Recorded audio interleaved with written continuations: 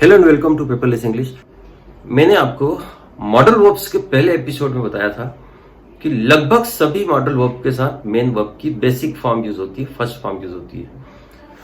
लेकिन मैंने साथ ही कहा था कि कुछ और वर्ब्स हैं जिनके साथ में थर्ड फॉर्म यूज होती है। आज हम उन्हीं मॉडल वर्ब्स की बात करेंगे जिनके साथ वर्ब की थर्ड फॉर्म यूज होती है। तो सबसे पहले could have plus third form. सकता था, सकती थी, सकते थे, यहां भी अंत में आता है। यहां पर ऐसे वाक्यों को आप इंग्लिश में बनाएंगे जो हो सकते थे लेकिन हुए नहीं। India could have won the world cup. India world cup जीत सकता था। He could have done his homework. He had a lot of time. वो उसका होमवर्क कर सकता था। So could have plus third form, ऐसे तमाम काम जो किए जा सकते थे बट किए नहीं गए। सो कुड हैव के साथ में ही एक और होता है शुड हैव। शुड का प्रयोग हमने देखा था सलाह देने के लिए हम करते हैं, या जो किसी दूसरे के लिए अच्छा है उसको आपको बताने के लिए शुड को सिंपली आप फर्स्ट फॉर्म के साथ यूज करते हैं। शुड का पास्ट होता है शुड हैव।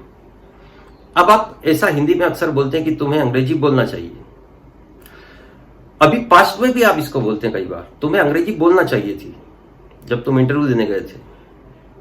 तो इस तरह के वाक्य जब चाहिए थे हिंदी में लास्ट में आता है, तो शुड हैव के साथ आप थर्ड फॉर्म यूज कर सकते हैं। So you should have spoken English. You should have done your homework in time. We should have watched a movie last week. You should have joined the morning club. You should have done exercise.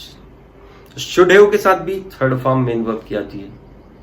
Alright, चाहिए था last में आता है should have। Must have इसके साथ ही एक और model होता है must have plus third form. तो मस्ट हैव का प्रयोग कहां पे करना है? मस्ट हैव का प्रयोग अवश्य चाहिए था, तुम्हें अंग्रेजी अवश्य सीखना चाहिए थी। You must have learned English. तुम्हें वो मूवी अवश्य देखना चाहिए थी। You must have watched that movie. तुम अगर आगरा गए थे तो तुम्हें ताजमहल अवश्य देखना चाहिए था। So when you went to Agra, you must have visited the Taj. So you must have done something. Could have, should have, must have. सभी के साथ में मेन वर्ब की थर्ड फॉर्म आती है। इसके अलावा भी और मॉडल वर्ब्स होती हैं, जैसे would have, may have, might have। इनका प्रयोग कहां पे करना है? would have plus third form future में यूज होता है अनसर्टेनिटी शो करने के लिए।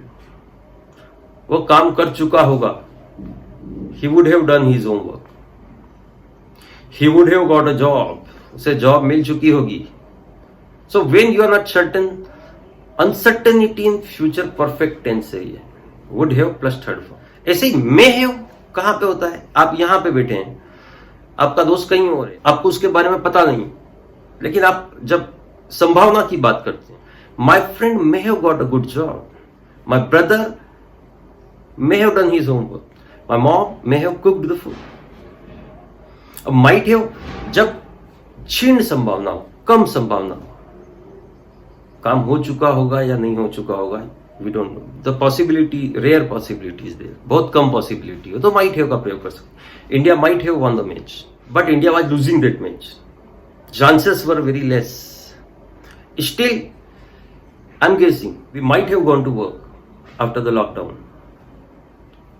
Possibility is less after 3rd of May.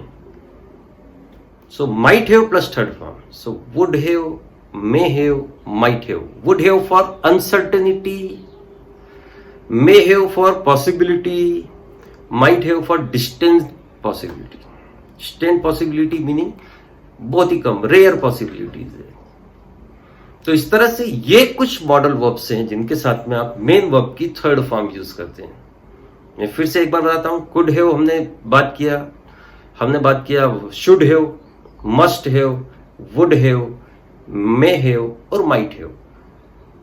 तो ये कुछ मॉडल वर्ब्स हैं जिनके साथ में आप थर्ड फॉर्म यूज करते हैं। यूज करने की आदत डालें, बहुत सरल है।